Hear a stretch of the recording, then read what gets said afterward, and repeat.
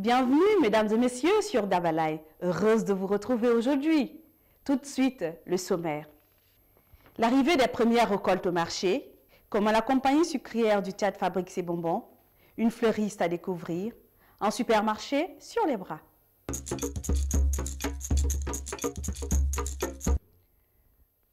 Madame, Monsieur, fleurir les cœurs, fleurir les maisons, faire fleurir son environnement. Madame Ahmed Jean Duval en sait quelque chose. Avec son entreprise, les Doigts Verts. N'Djamena est entouré des jardins, de groupes d'amis, des familles entières ou des particuliers y passent leur week-end loin des vacarmes de la ville sur des espaces pleins d'oxygène.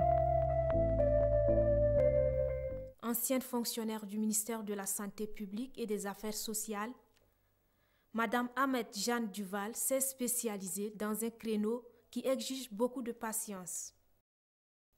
Il s'agit de la production des fleurs et des arbres fruitiers. Son jardin est situé au quartier Lamadi, à la sortie nord de N'Djamena, capitale du Tchad. Elle nous donne des raisins comme ça, des grappes. Elles sont toutes petites, mais elle a besoin de soins, beaucoup de soins. Mais malheureusement, nous n'avons pas le temps pour faire tout ça là. Donc elle donne les vignes donnent des raisins au Tchad une fois dans l'année. Mais si on a des endroits où on peut vraiment faire uniquement ça, on peut avoir des raisins chez nous. Comme on le fait, il y a déjà en 58, il y a des raisins à Faya. Le solier, le corosol, un gros fruit comme ça, comme les mamelles comme ça. Tu l'ouvres, c'est un petit peu sucré, un peu acidulé, mais il a le même pépin que la pomme cannelle. La pomme cannelle, mais voilà, mais en gros. Un figuier, il donne ses fruits, il donne beaucoup de fruits. Voilà, il n'est pas encore. Il y a un fruit là, il y a un fruit là. Mais en arabe, tin. C'est un palmier à huile. C'est dans les pays humides, comme le Cameroun. Mais nous, on l'a planté. Et si on l'entretient bien, on lui donne assez d'eau normalement. Avec ce microclimat, nous pouvons avoir des fruits. Voilà, les fruits, bon, on ne les connaît pas, Binado, Dinyamtindi. Ça, c'est un tamarinier taïwanais.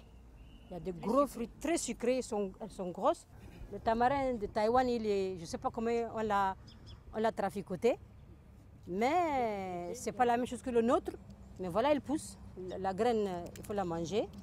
Et puis, vraiment, c'est sucré. Écoute, monsieur, califa rouge, ça, c'est du caoutchouc. On dit caoutchouc. c'est un ficus. C'est un ficus. Son vrai nom, c'est ficus elastica. Et c'est la plante qui est à la base de la matière caoutchouc. Et donc c'est pour ça qu'on appelle lui-même plante caoutchouc. On fait les fleurs, on fait les plantes, mais on veut aussi manger avec des papayes. Voilà. Ça s'appelle un arbre pompon. Il est très joli, il y a en rose et en blanc aussi. Blanc, rose. Ça devient un grand arbre. Hein. C'est celui du Cameroun. Celui de la France ou des États-Unis, je vous l'ai montré. Il y a 4 variétés ici.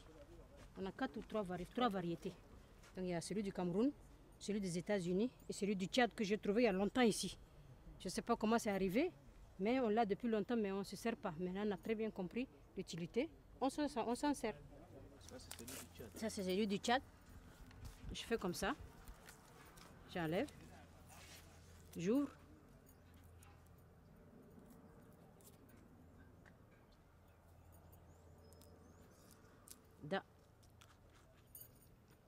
On va manger ça, c'est amer. Merci. Mais, si tu as un problème vraiment digestif, tu es ballonné, et bien après si tu vas aux toilettes, vraiment, tu sens tout ce qui est dans ton ventre qui pourrit là, ça sort. Wallahi, c'est très bien. Donc, et puis pour les machins,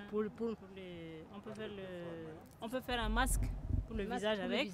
Donc on met ça sur le visage, on laisse sécher. Oui. S'il y a une plaie, on met dessus. On laisse sécher. Voilà. Ou si on veut se masser avec parce qu'on a mal quelque part aussi, on fait la même chose, c'est sur l'intérieur, la partie grillante, là, ça comprend. Contre le soleil aussi. Voilà. Pour les brûlures du soleil aussi. Pour les brûlures du soleil. Ça, après, ça va me faire. Ça apaise. Ça apaise. Voilà.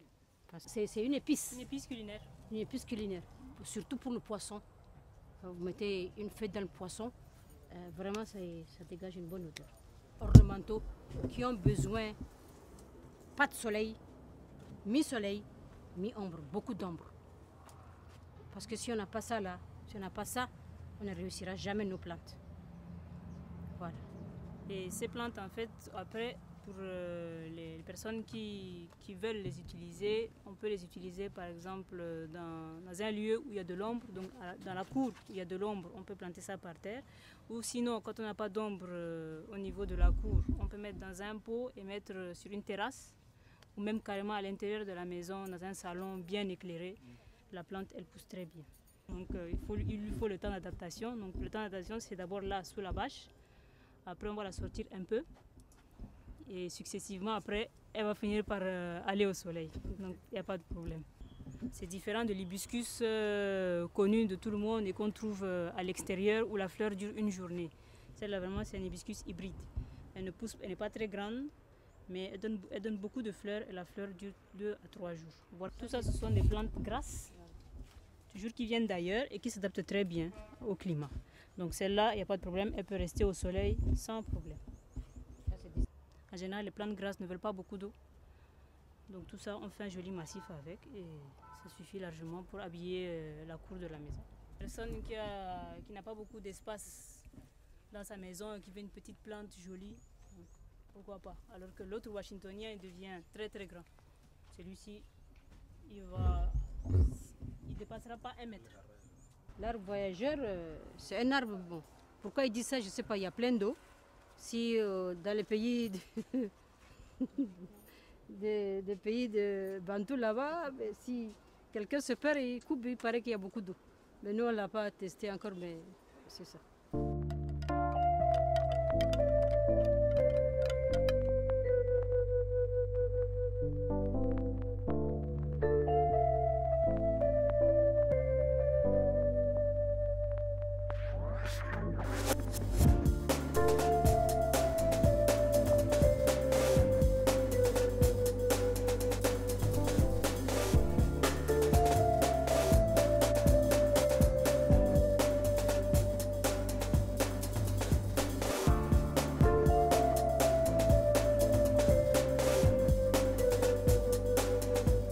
Nous faisons des espaces verts. Les espaces verts, par exemple, le Nouveau-Tel, il était bien avant un jardin, un espace. Bien, ça n'a pas tout à fait marché. Bon, on nous a fait appel. On est venu, on a refait la totalité, le Nouveau-Tel, et nous l'entretenons jusqu'aujourd'hui. Et au fur et à mesure, les gens nous appellent pour venir entretenir ceci ou pour faire un autre jardin, un autre espace vert tout nouveau. Et au fur et à mesure, si les plantes sont ici, si quelqu'un nous demande maintenant de faire un espace vert, déjà dans notre idée, ma fille et moi, nous avons dit on peut avoir des plantes sur place, des plantes assez grandes. Quand quelqu'un demande un espace, vous avez tout de suite un espace de 2 ans, 3 ans.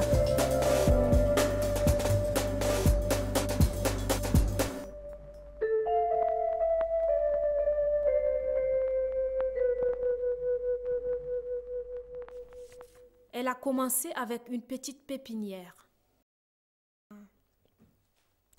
Aujourd'hui, elle compte plusieurs variétés de fleurs et d'arbres fruitiers provenant de divers horizons. Il y a des plantes adaptées à la saison froide et d'autres à la saison chaude. Les fleurs de Jeanne sont belles. Toutes les saisons, on trouve au doigt vert des plantes de l'Afrique centrale, de l'Afrique de l'Ouest, de l'Europe, du Canada et de l'Asie. Les institutions, les entreprises et même les particuliers demandent les plantes de Jeanne à cause de leur qualité et de leur beauté.